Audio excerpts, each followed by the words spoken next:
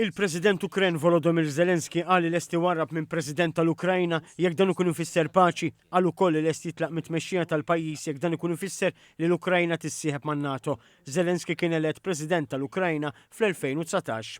U għamel din id-dikjarazzjoni wara li ħabbar illi r-Russja wettqet attakk b'267 drone, l-akbar attakk tat-tip tiegħu mindu bdiet il-gwerra 3 snin ilu.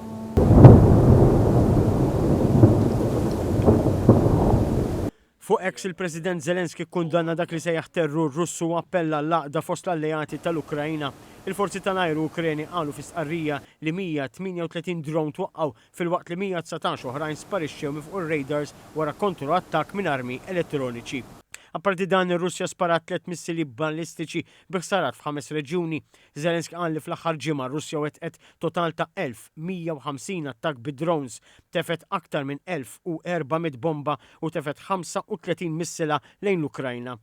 Esprima tama li tnejn meta l-mexxejja Ewropej u anke internazzjonali jiltaqgħu fi Kiev bħala sinjal ta' appoġġ għall-Ukrajna jimmarkaw pass importanti ta' diskussjoni għas-snin u mhux biss il-ġimgħat li ġejjin.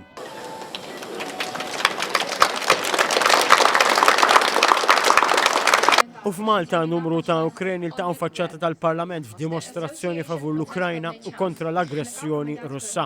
Feel slightly homeless because currently I'm rising and living here, but I cannot go to visit my place, I cannot go to visit my city. Our hopes for the future that the democratic countries like Europe, first of all,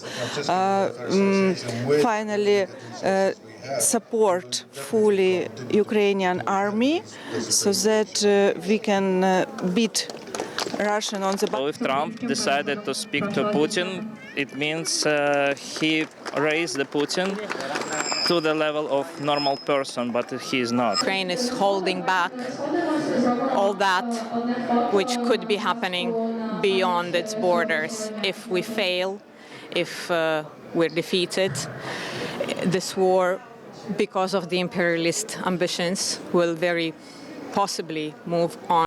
Dawk preżenti kellhom messaġġi kontra r-Russja u favur il-libertà fil-waqt li għal diversi drabi stemaw jiselmu lill-Ukrajna.